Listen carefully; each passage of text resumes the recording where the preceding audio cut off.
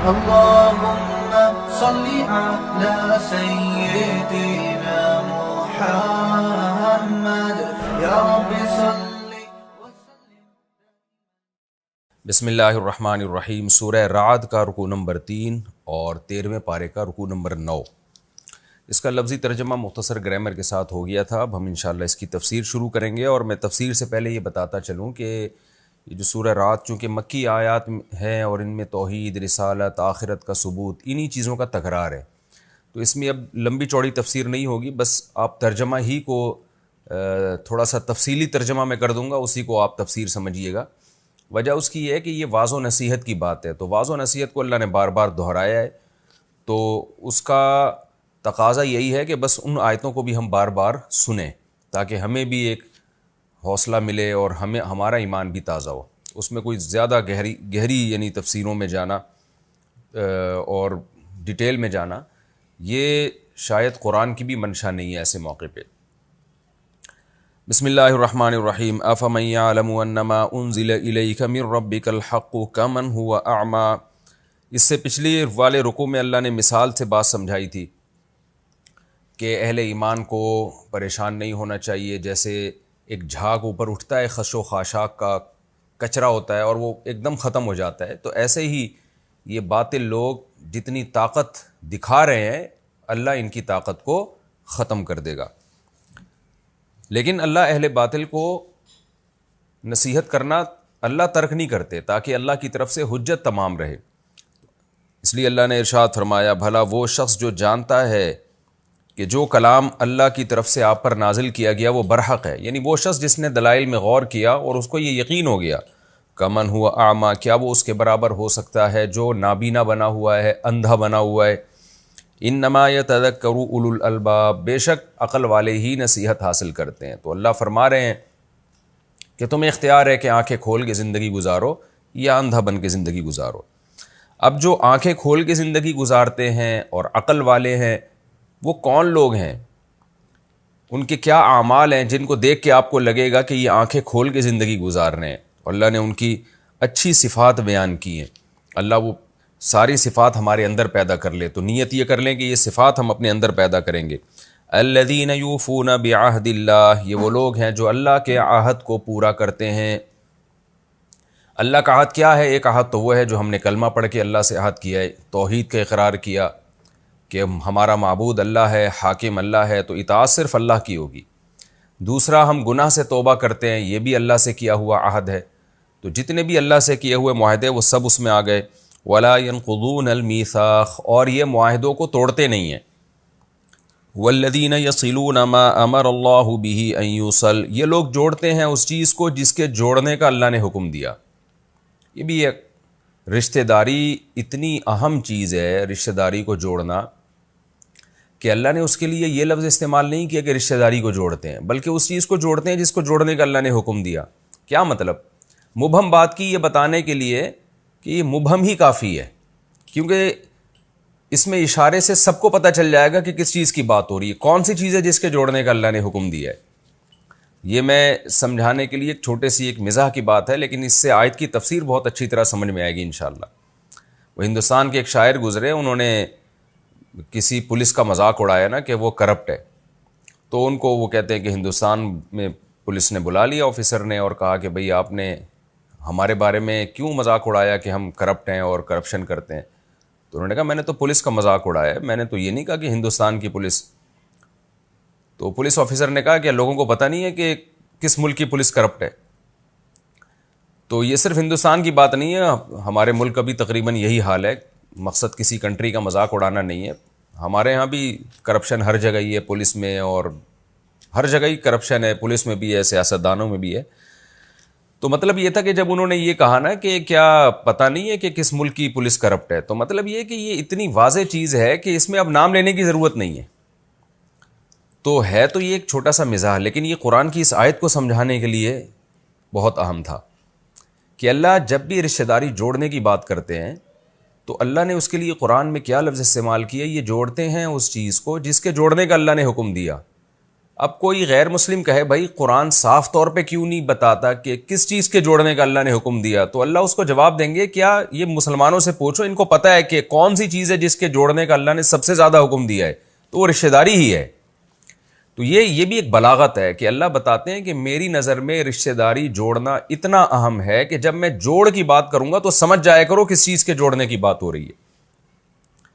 تو اس سے ہمیں پتہ چلتا ہے کہ اسلام میں خونی رشتوں کو جوڑنا کوئی معمولی حکم نہیں ہے، اور ان آیتوں کی اہمیت آج سمجھ میں آتی ہے جب ہم غیر مسلموں کو دیکھتے ہیں کہ ان کا خاندانی نظام ہی تباہ ہو گیا، ہر آدمی انڈیپینڈنٹ ہے، وہ انڈیویجولی اپنی لائف گزار رہا ہے اور اسی کو فخر کرتا ہے، وہ کہتا ہے میں دوسرے پہ ڈیپینڈ نہیں ہوں اور کوئی مجھ پہ ڈیپینڈ نہیں ہے، ایک دوسرے پہ ڈیپینڈ نہیں ہے، وہ لوگ سب ریاست کے کھاتے میں ڈال دیے ہر چیز کو۔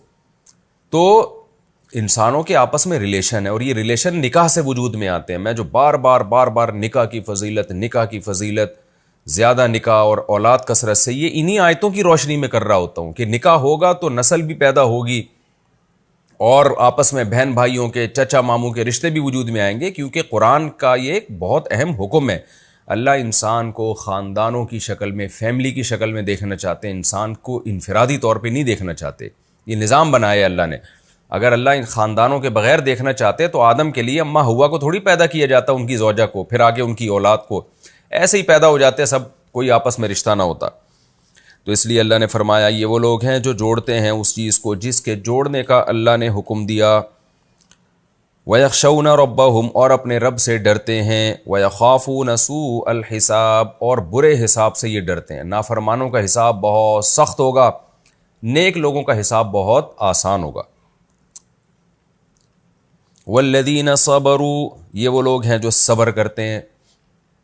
صبر کا مطلب روکنا، باندھنا اپنے آپ کو۔ ایک ہے صبر عن المعصیہ، برائیوں سے صبر کرنا، دل چاہتا ہے گناہ کرنے کا نہیں کرتے۔ ایک ہے صبر علی الطاعہ، نیکیوں کا پر صبر، کیا مطلب نیکی کرنے کا دل نہیں چاہتا پھر بھی کرتے ہیں۔ اور ایک ہے مصیبتوں پہ صبر، اللہ کی طرف سے آزمائشیں آئیں ان پہ صبر، جیسے یعقوب علیہ السلام اور یوسف علیہ السلام نے کیا۔ تو یہ تینوں قسم کے صبر اس میں داخل ہیں۔ کیوں کرتے ہیں صبر جی؟ کیا ملتا ہے ان کو؟ ابتغاء وجہ ربہم، اپنے رب کی رضا کی تلاش میں۔ ان کو پتہ ہے صبر کرنے سے رب راضی ہوتا ہے، تبھی آج لوگ واویلا کر رہے ہوتے ہیں، شور مچا رہے ہوتے ہیں۔ ان کو پتہ ہے خاموش رہنے سے، صبر کرنے سے تو کچھ نہیں ہوگا، شور مچانے سے تھوڑا سا شو ہو جائے گی ہماری کہ بھائی بہت زیادہ اچھلتا بہت ہے، چیختا بہت ہے۔ وَأَقَامُوا الصَّلَاةَ، اور مخلوق کے حقوق کے ساتھ اللہ کا حق بھی ادا کرتے ہیں۔ وہ کیا ہے؟ اللہ کا حق ہے، نماز قائم کرتے ہیں۔ وَأَنفَقُوا مِمَّا رَزَقْنَاهُمْ، ایسا ہو نہیں سکتا قرآن کہیں نماز کا ذکر کرے صدقات و خیرات کا نہ کرے، تو اس لیے اللہ نے فوراً فرمایا کہ وہ خرچ کرتے ہیں مما رزقناہم، جو رزق ہم نے ان کو دیا ہے، سرًا وعلانیتاً، چھپا کے بھی خرچ کرتے ہیں اور علانیتاً بھی خرچ کرتے ہیں۔ چھپا کے اس لیے اخلاص کی، اور دکھا کے اس لیے تاکہ لوگوں کو بھی ترغیب ملے۔ وَيَدْرَؤُونَ بِالْحَسَنَةِ السَّيِّئَةَ، اور برائی کو، اچھائی کے ذریعے برائی کو دور کرتے ہیں، اچھائی کے ذریعے برائی کو دور کرتے ہیں۔ اس آیت کے دو مفہوم ہیں، ایک تو یہ کہ کوئی ان سے برا سلوک کرتا ہے تو اس کے برے سلوک کو اچھے سلوک کے ذریعے دور کر دیتے ہیں۔ جو اس آیت کا متبادر مفہوم ہے نا، جو اقرب الی الفہم ہے، یعنی فہم کے زیادہ قریب ہے، تو وہ یہی ہے، کیونکہ صبر کا دور تھا، مکہ کا دور تھا، مشرکین کی طرف سے بڑی مصیبتیں تھیں، انتقام لینے کی طاقت نہیں تھی، اب الجھتے لوگوں سے اور زیادہ مسائل خراب ہوتے، تو قرآن نے اس موقع پر جہاد کے بجائے صبر کا حکم دیا۔ تو آج بھی یہی ہے کہ آج بھی دنیا میں کفر کا غلبہ ہے، نافرمانوں کا غلبہ ہے۔ آپ لڑائی جھگڑے میں پڑو گے تو فائدہ نہیں ہوگا اس کا، الٹا آپ ہی کو نقصان ہوگا۔ ہاں، بعض موقع پہ جیسے میدان جہاد میں تو ظاہر ہے صبر نہیں ہے، وہاں تو پھر لڑائی ہے۔ تو جہاں صبر کا موقع ہو وہاں صبر کرنے کا حکم ہے۔ تو کیسے صبر کیا جائے گا؟ کہ برائی کا جواب اچھائی سے دیا جائے گا۔ قرآن میں دوسرے مقام پر آتا ہے ادفع باللتی ہی احسن، جب کوئی تمہارے ساتھ بد اخلاقی کرے تو اچھے طرح سے اس کو دفع کرو۔ فَإِذَا الَّذِي بَيْنَكَ وَبَيْنَهُ عَدَاوَةٌ كَأَنَّهُ وَلِيٌّ حَمِيمٌ، اس سے یہ ہوگا کہ تمہارا بہت بڑا دشمن بھی ہوگا تو تمہارا جگری دوست بن جائے گا۔ تو یہاں بھی یہ مطلب ہے۔ اور ایک مفہوم اس کا یہ بھی ہے کہ کوئی گناہ ہو جاتا ہے تو اس گناہ کے اثرات کو نیکی کے ذریعے زائل کرتے ہیں، توبہ بھی کرتے ہیں اور نیکی بھی کرتے ہیں۔ یہ مضمون بھی قرآن میں دوسرے مقامات پر ثابت ہے، ان الحسنات یذہبن السیئات، نیکیاں جو ہیں وہ برائیوں کو کھا جاتی ہیں، اولئک لہم عقبی الدار، یہ وہ لوگ ہیں جن کے لیے اچھا انجام ہے۔ وہ انجام کیا ہے؟ جنات عدن، کیسا خوبصورت انعام ملے گا ان کو، فرمایا ہمیشگی کے باغات، ایسے باغات جو ہمیشہ رہیں گے۔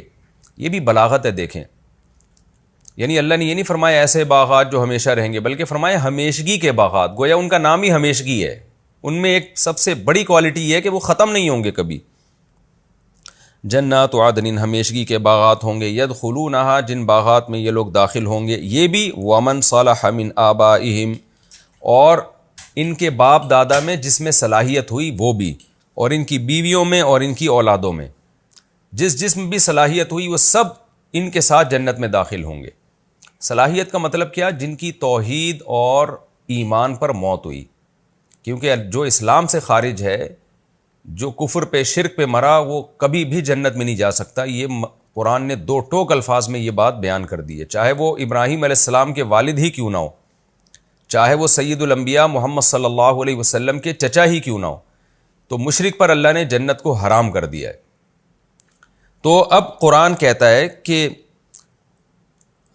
حدیث میں آتا ہے کہ جب جنتی جنت میں جائیں گے نا تو ان کو خواہش ہوگی کہ ہمارے والدین کہاں ہیں، ہمارے بیوی بچے کہاں ہیں۔ ظاہر ہے جن کے ساتھ دنیا میں رہا کرتے تھے تو ان کو خواہش ہوگی کہ اگر وہ لوگ نہیں ہیں یہاں پہ تو ظاہر ہے جنت کا مزہ پھر ادھورا ہو جائے گا۔ تو ان کی خواہش ہوگی کہ ہمارے بچے، ہماری ازواج، ہمارے والدین وہ بھی ہمارے ساتھ یہاں آئیں۔ تو قرآن میں دوسرے مقام پر بھی اللہ نے یہ آیت نازل فرمائی، والذین آمنوا واتبعتہم ذریتہم بایمان، 27واں پارہ، کہ جو لوگ ایمان لائے اور ان کی اولادوں نے ایمان میں ان کو فالو کیا، والذین آمنوا واتبعتہم ذریتہم بایمانہم الحقنا بہم ذریتہم، تو ہم ان کی اولادوں کو بھی جنت میں ان کے ساتھ ملا دیں گے۔ اب جیسے باپ کا مقام اوپر کی جنت کا ہے، اولاد نیچے کی جنت میں ہے، تو اللہ باپ کی اس برکت سے، جو گھر کا سربراہ ہے اس کی نیکی کی برکت سے، اس کی اولادوں کو بھی اوپر والے مقام پہ ہی لے جائیں گے۔ تو یعنی تاکہ یہ سب ایک ساتھ رہیں جنت میں۔ ہاں یہ بات ضرور ہے کہ علماء نے یہ بات لکھی ہے کہ اس پر اجماع ہے کہ جنت میں اس اوپر تو لے کر جائیں گے، لیکن وہ درجہ ان کو نہیں ملے گا جو درجہ نیکی کی بدولت ان کے سربراہ کو ملا تھا یا ریلیٹو کو ملا تھا، جس کی وجہ سے یہ لوگ وہاں تک گئے، تو درجہ وہ نہیں ملے گا۔ اس کی مثال ایسے ہے جیسے آپ کی پوسٹنگ ہو جاتی ہے کسی اچھے علاقے میں، آپ کوئی بہت بڑے آفیسر ہیں تو فیملی کو بھی ساتھ لے جانے کی اجازت ہوتی ہے، تو فیملی آپ کے ساتھ تو ہوتی ہے لیکن فیملی کو وہ مقام نہیں ملتا، وہ پروٹوکول بہرحال نہیں ملتا۔ یہ بات معلوم ہوتی ہے کہ یہ فیملی جو آپ کے ساتھ ہے یہ غریبی میں ہے، یہ تو بس اس لیے کہ آپ کی بیوی ہے، آپ کے بچے ہیں، یا عورت کا شوہر کو پروٹوکول اس لیے مل رہا ہے کہ یہ اس خاتون کا شوہر ہے، جنت میں اعلیٰ مقام اس عورت کو ملا تھا، اس نے کہا بھائی میرا میاں بھی مجھے اپنے ساتھ ہی چاہیے، تو وہ اللہ تعالیٰ اس کی برکت سے، اس عورت کی وجہ سے، اس کی خواہش کی تکمیل کے لیے اس کے شوہر کو یا اس کی اولاد کو اس کے ساتھ لے جائیں گے، لیکن اس کو وہ مقام بہرحال وہ نہیں ملے گا جو اعمال کی وجہ سے اس کو مقام ملا ہے، جس کی سفارش میں اللہ نے اس کو یہ درجات عطا فرمایا۔ تو یہ فرق بہرحال ہوگا وہاں پہ۔ تو اللہ فرماتے جس میں صلاحیت ہوئی، یعنی صلاحیت سے مراد ہے ایمان، کیونکہ کافر کو نہیں اللہ تعالیٰ جنت میں لے کے جائیں گے۔ والملائکۃ یدخلون علیہم من کل باب، اور فرشتے ہر دروازے سے ان پر داخل ہوں گے، جنت میں آیا کریں گے فرشتے ہر دروازے سے، کیا کہیں گے؟ سلام علیکم بما صبرتم، تم نے جو دنیا میں صبر کیا اس پر تم پر سلامتی ہو۔ فنعم عقبی الدار، اللہ کہتے ہیں کیا بہترین، یعنی نعمہ اصل میں تعجب کا صیغہ ہے، نعمہ اور بئسا کا معنی کتنا ہی برا، نعمہ کا معنی کیا ہی خوب۔ تو اللہ تو تعجب نہیں کر سکتے نا، لیکن اللہ الفاظ وہی استعمال کرتے ہیں جو عربی میں کسی چیز کو بیان کرنے کے لیے عام لوگ استعمال کرتے ہیں، تو اس سے حقیقی معنی مراد نہیں ہوتا۔ اس کا مطلب یہ ہوتا ہے کہ اللہ تعالیٰ بتا رہے ہیں کہ اتنا اچھا انجام ہوگا، گویا مجھے بھی تعجب ہو رہا ہے، حالانکہ اللہ کو نہیں ہوتا، اللہ کے لیے ہر چیز اللہ کے علم کے تحت ہے، تو یعنی ایسے موقع پہ گویا تعجب ہونا چاہیے۔ تو اتنا اچھا انجام ہوگا، آپ سوچئے کیسا خوبصورت انجام ہوگا جس کے بارے میں اللہ یہ کہہ رہا ہے کہ وہ انجام گویا میرے لیے بھی قابل تعجب ہے، لیکن وہ انجام ہوگا کیوں؟ بما صبرتم، اس لیے کہ تم نے صبر کیا۔ تو صبر کی عادت ڈالنی چاہیے. آج سارا مسئلہ ہی صبر کا ہے، کیوں نیکی کریں گے تو صبر کرنا پڑے گا، اور اسی وجہ سے شریعت نے ہمیں نماز اور روزے کا حکم دیا کہ اس سے صبر کی عادت پڑتی ہے. روزہ رکھنے سے بھوکا پیاسا رہتا ہے، صبر کی عادت پڑتی ہے. نماز پڑھنے سے انسان اپنے آپ کو ایک ٹائم کے لیے باؤنڈ کر دیتا ہے، اپنی خواہشات چھوڑ دیتا ہے. تو عبادت کا ایک بہت بڑی حکمت یہ ہے کہ ہمارے اندر برداشت کی صلاحیت پیدا ہو. اس لیے ہم نے بڑے علماء کو، بزرگوں کو بہت کثرت سے روزے رکھتے ہوئے دیکھا ہے. وہ کہتے ہیں روزے سے جتنا صبر پیدا ہوتا ہے شاید اتنا کسی اور چیز سے نہیں ہوتا. حدیث میں آتا ہے رسول اللہ صلی اللہ علیہ وسلم نے فرمایا سب سے بہترین روزہ داؤد علیہ السلام کا روزہ ہے. ایک دن روزہ رکھتے تھے، ایک دن ناغا کرتے تھے. وجہ کیا ہے کہ جب آپ کنٹینیو روزے رکھتے ہیں تو آپ کو عادت ہو جاتی ہے، تو اور پھر کمزور بھی ہوتے ہیں. شریعت تو نہیں چاہتی نا کہ آپ کمزور ہو جائیں. المؤمن القوی خیر من احب الی اللہ من المؤمن الضعیف. طاقتور مومن اللہ کو کمزور سے زیادہ محبوب ہے. لیکن جب ایک دن روزہ رکھ کے ایک دن چھوڑتے ہیں تو جسمانی طاقت میں تو کمی نہیں آتی بلکہ اور بڑھ جاتی ہے طاقت، لیکن روحانی قوت بھی بڑھتی ہے. اس لیے کہ بہت زیادہ برداشت کرنا پڑتا ہے، کیونکہ آپ کو عادت پڑتی نہیں ہے. ایک دن آپ نے روزہ رکھا، اگلے دن نہیں رکھا، پھر اگلے دن رکھنے میں بڑی مشکل ہوتی ہے، پھر آپ رکھتے ہیں. تو نفس کے خلاف مجاہدہ بہت زبردست ہوتا ہے اور آپ کی اپنی خواہشات پہ کنٹرول کرنے کی پاور بہت بڑھ جاتی ہے. والذین ینقضون عہد اللہ من بعد میثاقہ. اب دوسرے وہ لوگ جو اندھے ہیں. قرآن یہ رکوع شروع کہاں سے ہوا تھا کہ ایک بینا ہے اور ایک نابینا. بینا لوگ جو دیکھتے ہیں ان کی تو یہ صفات ہیں، جو آنکھیں کھول کے زندگی گزارتے ہیں. کچھ ایسے ہیں جو آنکھیں بند کر کے اندھے ہو کے زندگی گزارتے ہیں. اب ان کی علامتیں بیان ہو رہی ہیں. والذین ینقضون عہد اللہ من بعد میثاقہ. اور وہ لوگ جو اللہ کے عہد کو توڑتے ہیں اس کو پختہ کرنے کے بعد، یعنی خوب مضبوط معاہدے اللہ سے کیے ہوتے ہیں کہ اللہ تو نے میری رزق میں اضافہ کر دیا تو میں یہ کروں گا. کلمہ پڑھ کے توحید کا اقرار بھی کر لیا، پھر اس کو مصیبتیں آئیں تو چھوڑ دیا اس اقرار کو. جس طرح سے بھی معاہدہ توڑا جائے سب اس میں داخل ہیں.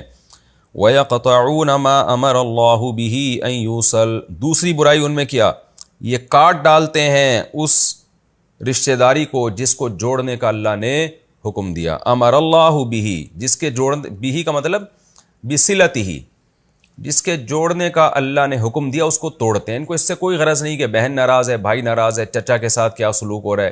اور بعضوں نے تو یہاں تک انتہا کر دی کہ ان کے خاندانوں میں چچا، ماموں، بھتیجے، بھانجے اور باپ کا لفظ ہی ان کی ڈکشنری سے ختم ہو گیا. ایسا خاندان نظام کو تباہ و برباد کیا. اور ماں باپ کو اولڈ ہاؤس میں جمع کرانا شروع کر دیا انہوں نے، جو سب سے قریبی رشتہ تھا. وَيُفْسِدُونَ فِي الْأَرْضِ. اور وہ زمین میں فساد مچاتے ہیں. تو جو بھی عقیدہ توحید کا حامل نہیں ہوگا اور رشتہ داری توڑے گا تو وہ زمین میں فساد ہی مچا رہا ہے. یہی بہت بڑا فساد ہے. اولئک لہم اللعنہ. یہ وہ لوگ ہیں جن کے لیے لعنت ہے. ولہم سوء الدار. اور ان کے لیے برا ٹھکانہ ہے، برا گھر ہے، برا انجام ہے. اللہ یبسط الرزق لمن یشاء ویقدر. مشرکین اور آج کے کافر بھی اور آج کے نافرمان بھی کہتے تھے اچھا جی برا ٹھکانہ ہے نافرمانوں کے لیے، تو پیسہ تو ان کے پاس بہت ہوتا ہے، عیاشی تو یہ بہت کرتے ہیں، مزے میں تو یہی لوگ ہیں، دیندار لوگ تو پس رہے ہیں، غریب ہیں زیادہ تر دیندار. اس کا اللہ ہمیشہ جواب دیتے ہیں کہ بھائی یہ رزق جو ہے نا یہ اس کی علامت نہیں ہے کہ اللہ اس سے خوش ہے یا یہ آدمی خوش قسمت ہے. کیوں؟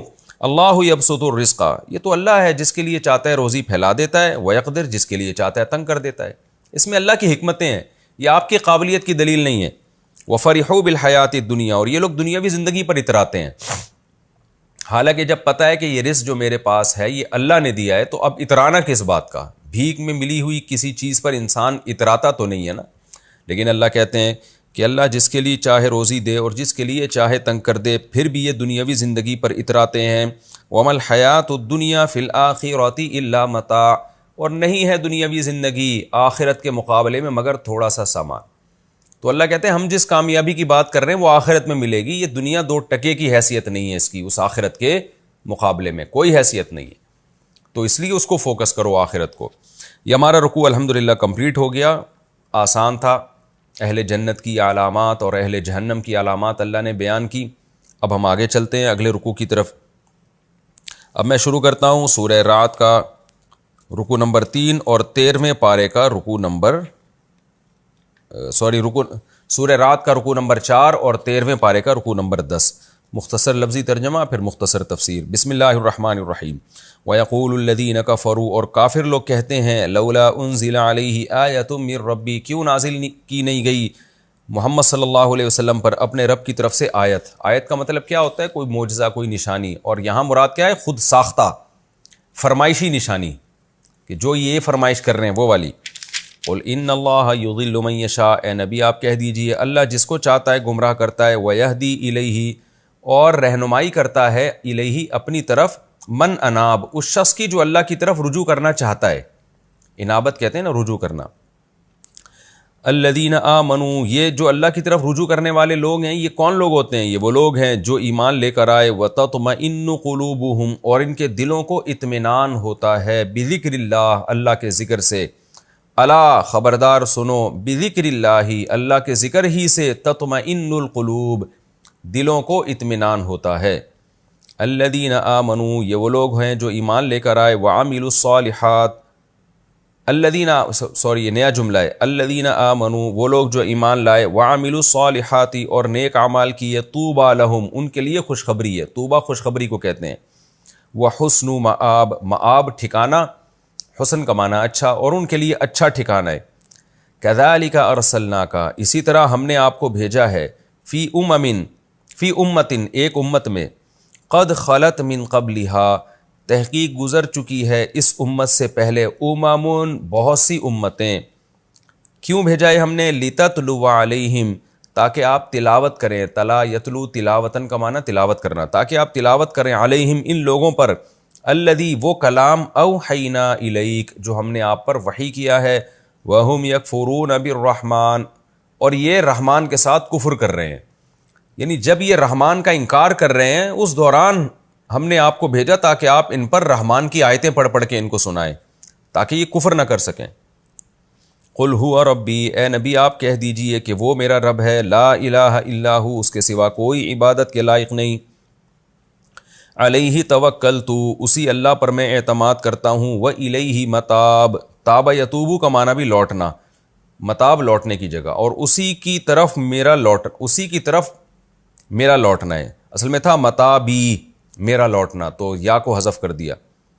ولو ان قرآنا، اگر قرآن ایسا ہوتا کہ سیرت بہ الجبال، سارا یسیر سیرن کا معنی چلنا، سیرا چلانا، کہ پہاڑ اس کے ذریعے چلا دیے جاتے، او قطعت بہ الارض، زمین اس کے ذریعے کاٹ دی جاتی ہے، قطع یقطع کا معنی کاٹنا، قطع کا معنی بھی کاٹنا، قطع کا معنی کاٹا جانا، تو یہ سفر سے کنایہ، ہم کہتے ہیں نا زمین کو کاٹ رہا ہے، مطلب سفر کر رہا ہے، تو یہ سفر سے کنایہ ہے کہ اگر قرآن ایسا ہوتا کہ اس کے ذریعے پہاڑ چلائے جاتے، یا اس کے ذریعے زمینوں کی مسافتیں طے کی جاتی، یعنی قرآن پڑھا اور یہاں سے وہاں پہنچ گئے آپ، گویا زمین کو کٹ کر کے نا آگے تک پہنچ گئے، او کلم بہ الموتیٰ، یا اس کے ذریعے کلام کیا جاتا مردوں سے، آگے جزا محذوف ہے، اگر قرآن ایسا ہوتا تو لما آمنو، پھر بھی یہ ایمان نہیں لے کر آتے، کیوں؟ بل للہ الامر جمیعا، بلکہ اللہ ہی کے لیے ہے معاملہ سب کا سب، تفسیر میں اس کی ڈیٹیل آئے گی انشاءاللہ۔ افلم ییأس، تو کیا مایوس نہیں ہوئے، یئیس ییأسو کا معنی مایوس ہونا، لم ییأس، تو کیا یہ ابھی تک مایوس نہیں ہوئے؟ کون مایوس نہیں ہوئے؟ الذین آمنوا، وہ لوگ جو ایمان لائے۔ کس بات سے مایوس نہیں ہوئے؟ اللہ یشاء اللہ، کہ اگر اللہ چاہتا، لہدی الناس جمیعا، تو سب کے سب لوگوں کو ہدایت دے دیتا۔ تفسیر میں بات انشاءاللہ سمجھ میں آئے گی۔ ولا یزال الذین کفروا، کئی بار میں نے بتایا لا یزالو کا معنی کنٹینیو رہنا، ولا یزال الذین کفروا، اور کافر لوگ ہمیشہ رہیں گے، کیسے رہیں گے؟ تصیبہم بما صنعوا، کہ جو اعمال انہوں نے کیے ان کی وجہ سے ان کو پہنچے گی قارعۃن، زوردار کڑک، او تحل قریبا من دارہم، یا عذاب نازل ہوگا قریبا من دارہم، ان کے گھروں کے قریب، حل یحل، حلولاً کا معنی ہوتا ہے نازل ہونا، حتی یاتی وعد اللہ، یہاں تک کہ اللہ کا وعدہ یعنی قیامت آ جائے گی، ان اللہ لا یخلف المیعاد، بے شک اللہ تعالیٰ وعدے کی خلاف ورزی نہیں کرتا۔ یہ تو جی رکوع نمبر 4 کا لفظی ترجمہ مختصر گرامر کے ساتھ ہو گیا۔ اب میں اس کی رکوع بھی بہت مختصر ہے، مختصر ہی تفسیر ہے اس کی، میں اس کی تفسیر شروع کرتا ہوں. وَيَقُولُ الَّذِينَ كَفَرُوا لَوْلَا أُنزِلَ عَلَيْهِ آيَةٌ مِّن رَّبِّهِ. کافر یہ کہتے تھے کہ بھئی یہ قرآن جو ہے اس کے ذریعے بڑے بڑے معجزے کیوں ظاہر نہیں ہوتے؟ اگر یہ اللہ کا کلام ہے تو ہم تو یہ کلام پڑھیں اور پہاڑ ہل جائے. تو اس کو اجمالی طور پر قرآن نے یوں شروع کیا کہ یہ کافر کہتے ہیں کہ نبی پر اپنے رب کی طرف سے کوئی معجزہ، کوئی نشانی نازل کیوں نہیں ہوتی، فرمائشی نشانی. یہ بار بار دہراتے تھے سوال، تو قرآن بھی ان کے سوال کو بار بار دہراتا تھا. تو چونکہ اس کا بہت دفعہ معقول جواب دیا جا چکا ہے، تو اس لیے اب جب یہ مشرکین نے سوال دہرایا تو اللہ نے کیا جواب دیا؟ قل ان اللہ یضل من یشاء ویہدی الیہ من اناب. اے نبی ان سے کہہ دیجیے اللہ جس کو چاہتا ہے گمراہ کر دیتا ہے، اور جو اللہ کی طرف رجوع کرنا چاہتا ہے اللہ اس کو ہدایت دے دیتا ہے. مطلب یہ ہے کہ تمہارے ان اشکالات کا جواب دلیل سے نہیں ہے، بلکہ تم دعا مانگو کہ اللہ تمہیں ہدایت کی توفیق دے. ہم جب ایک دفعہ کسی کے سوال کا جواب دے دیں، پھر سوال کرے، پھر جواب دے دیں، پھر وہ سوال کرے، تو ہم کیا کہتے ہیں ایسے موقع پہ کہ بھائی اصل بات یہ ہے کہ معاملہ ہمارے ہاتھ میں تو ہے نہیں، اب اللہ ہی تمہیں ہدایت دے تو دے گا. یعنی ہم تو جتنا سمجھا سکتے تھے ہم نے سمجھا لیا ہے. تو اصل بات یہی ہے کہ واقعی جس کو اللہ گمراہ کرنا چاہے اس کو کوئی ہدایت نہیں دے سکتا. تو مطلب یہ ہے کہ تمہیں اللہ نے ہی گمراہ کر دیا، دلوں پر مہر لگا دی، اب ہمارے بس میں کیا ہے. تو یہی طرز قرآن نے اختیار کیا. وہ کہتے تھے کہ نبی پر کوئی نشانی نازل کیوں نہیں ہوتی؟ تو اللہ نے فرمایا ان سے کہہ دیجیے اللہ جس کو گمراہ کرنا چاہے، جس کو چاہتا ہے اللہ گمراہ کر دیتا ہے. کیا مطلب؟ کہ اللہ نے تمہارے دلوں پر مہر لگا کے تمہیں گمراہ کر دیا ہے، تو اب تمہاری ہدایت سے ہم مایوس ہو گئے ہیں. وَيَهْدِي إِلَيْهِ مَنْ أَنَابَ. اور اللہ اس کو ہدایت دیتا ہے جو اللہ کی طرف رجوع کرنا چاہتا ہے. تو تم تو چاہتے ہی نہیں ہو، تو تمہیں کہاں سے ہدایت ملے گی؟ تم تو بس ایک سوال ہوگا، جواب آئے گا، پھر دوسرا سوال کھڑا کر دو گے، اس کا جواب آئے گا، پھر تیسرا سوال کھڑا کر دو گے. آگے اللہ فرماتے ہیں جو اللہ کی طرف رجوع کرتے ہیں اور جن کو ہدایت مل جاتی ہے ان کی حالت کیا ہوتی ہے؟ ان کی حالت یہ ہوتی ہے الذین آمنوا، یہ ایمان لاتے ہیں، وتطمئن قلوبہم بذکر اللہ. پھر ان کو قرآن سے وحشت نہیں ہوتی، اللہ کے نام سے وحشت نہیں ہوتی. ان مشرکین کو تو وحشت ہو رہی ہے کہ اللہ کا تذکرہ ہمارے سامنے کیوں کیا جا رہا ہے، اللہ کو یاد کیوں کیا جا رہا ہے، اسلام کی بات کیوں کی جا رہی ہے. لیکن جو اللہ کی طرف رجوع کرنا چاہتے ہیں، ہدایت چاہتے ہیں، پھر ان کو ہدایت ملتی ہے، تو ایمان لانے کے ساتھ ان کی حالت یہ ہوتی ہے کہ اللہ کے ذکر سے ان کے دلوں کو سکون ملتا ہے. پھر آگے اللہ نے فرمایا الا بذکر اللہ تطمئن القلوب. خوب سمجھ لو اللہ کے ذکر ہی سے دلوں کو سکون ملتا ہے. بہت اہم آیت ہے یہ کہ اللہ تو ایمان والوں کی صفت بیان کر رہے تھے کہ ان کے دلوں کو سکون اللہ کو یاد کر کے ملتا ہے، لیکن یہاں اللہ نے ایک اناؤنسمنٹ بھی کر دی کہ دنیا میں اگر کوئی احمق اور بے وقوف یہ سمجھتا ہے کہ سکون کی زندگی اللہ کو یاد کرنے کے علاوہ کسی اور کام میں ملے گی، تو وہ بھی یہ دماغ سے نکال دے اپنے کہ جی میں ڈپریشن کی گولیاں کھا لوں گا تو شاید میں بالکل صحیح ہو جاؤں. یہ دماغ سے نکال دے. اللہ نے بتایا کہ سکون صرف اللہ کو یاد کرنے سے ہی ملتا ہے، یعنی شریعت کو فالو کرنے میں ہی ہے. تو اگر سکون چاہتے ہو تو اللہ کو یاد رکھو. اللہ کو یاد کرنا مختلف طریقوں سے ہے، زبان سے بھی ذکر ہے، آپ سبحان اللہ والحمد للہ ولا الہ الا اللہ واللہ اکبر یہ ورد کریں، چوتھا کلمہ پڑھیں، سبحان اللہ وبحمدہ، کسی بھی طرح سے ذکر کریں، یہ بھی اس میں داخل ہے. نماز پڑھنا بھی اس میں داخل ہے، روزہ رکھنا بھی اس میں داخل ہے، زکوٰۃ دینا بھی اس میں داخل ہے. شریعت کے جس حکم کو فالو کریں گے سب اس میں داخل ہے. رشتہ داری جوڑنا اللہ کے حکم پر، یہ بھی اس میں داخل ہے. یعنی جس طرح سے بھی آپ اللہ کو یاد رکھیں گے، چاہے زبان سے یاد رکھیں یا اپنے عمل سے یاد رکھیں، تو یہ چیز آپ کے سکون قلب کا بہرحال ذریعہ بنے گی. چاہے وقتی طور پہ ٹینشن ہو. دیکھیں ہم روزہ رکھتے ہیں، وقتی طور پہ تو ٹینشن ہوتی ہے، لیکن نتیجے کے لحاظ سے بہرحال سکون ملتا ہے. یعقوب علیہ السلام نے کتنا صبر کیا، وقتی طور پہ تو ٹینشن تھی، لیکن اگر معاذ اللہ وہ اللہ کو یاد نہ کرتے تو پتہ نہیں کیا حال ہو جاتا ان کا. تو ان کے دل میں جو بھی ایک اطمینان کی کیفیات تھیں یعقوب علیہ السلام اور یوسف علیہ السلام میں، وہ اللہ کو یاد کرنے کی وجہ سے تھی. اور پھر اللہ نے کیسی خوشیاں دی ان کو.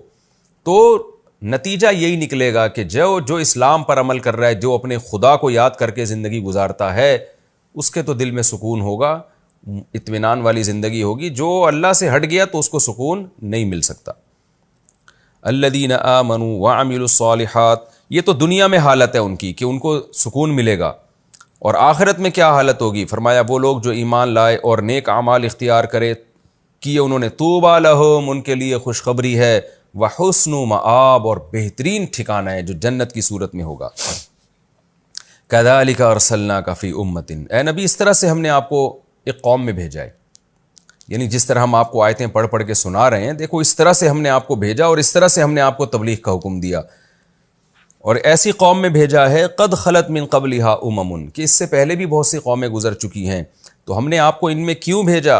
لتتلو علیہم الذی اوحینا الیک، تاکہ آپ ان پر تلاوت کریں اس کلام کو جو ہم نے آپ پر وحی کیا، اور اس حال میں آپ ان کو قرآن سنائیں، اللہ کا رحمان کا کلام سنائیں، وہم یکفرون بالرحمن، کہ جب وہ رحمان ہی کا انکار کر رہے ہوں۔ تو ایسی صورت میں کیونکہ جس چیز کی ضرورت ہے اسی کی دعوت دی جائے گی، یہ رحمان کا انکار کرتے ہیں، خواہ اس کے وجود کا انکار کر دیں یا اس کے رحمان ہونے کا انکار کر دیں یا اس کے ساتھ دوسروں کو بھی شریک کر لیں، تو یہ سب چیزیں انکار ہی کہلائیں گی۔ تو یہ رحمان کا انکار کر رہے ہیں، قل هو ربی، لیکن آپ نے کیا کہنا ہے ان کو اس وحی کے ذریعے کہ ہوا ربی، وہ میرا رب ہے، لا الہ الا ہو، اس کے سوا کوئی عبادت کے لائق نہیں ہے، تم جن کو معبود مانتے ہو میں ان کو معبود نہیں مانتا، علیہ توکلت، رہا مسئلہ کہ پوری قوم ایک طرف اور میں اکیلا ایک طرف، کوئی بات نہیں، اے نبی یہ بھی اناؤنسمنٹ کر دیں، علیہ توکلت، اسی پر میں اعتماد کرتا ہوں، وإلیہ متاب، متابی تھا اصل میں، اور میرا لوٹ کے جانا بھی اسی کی طرف ہے، تو میں تمہاری طرف سے جو مجھے مصیبتیں مل رہی ہیں میں ان پہ ٹینشن کیوں لوں، اس لیے کہ جانا تو میں نے اس کی طرف ہے۔ تو انسان جس کی طرف لوٹ کر جاتا ہے اس کی رضا کی فکر کرتا ہے، جس کو چھوڑنا ہے اس کو منانے کی فکر میں نہیں لگا رہتا۔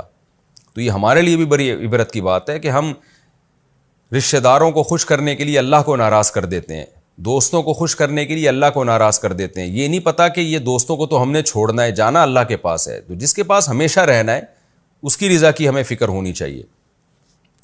وَلَوْ أَنَّ قُرْآنًا سُيِّرَتْ بِهِ الْجِبَالُ، اور رہا یہ اعتراض کہ کوئی معجزہ نازل کیوں نہیں ہوتا، تو اللہ کہتے ہیں معجزہ یہ ہو سکتا تھا نا کہ قرآن پڑھتے اور پہاڑ اپنی جگہ سے ہل جاتے، قرآن پڑھتے اور زمین کی مہینوں کی مسافت سیکنڈوں میں طے ہو جاتی، یہ معجزے چاہتے ہو؟ یا مردوں سے تم کلام کرتے اور مردے گپ شپ لگانا شروع کر دیتے، یعنی قرآن مردوں پہ پڑھ کے پھونکتے اور مردہ زندہ ہو جاتا، قرآن پہاڑوں پہ پڑھ کے پھونکتے اور قرآن اپنی جگہ سے ہل جاتے، یا کسی شخص کو تم نے بھیجنا ہوتا اور اس پہ پھونک لگاتے اور وہ یہاں سے وہاں پہنچ جاتا اتنی سی دیر میں۔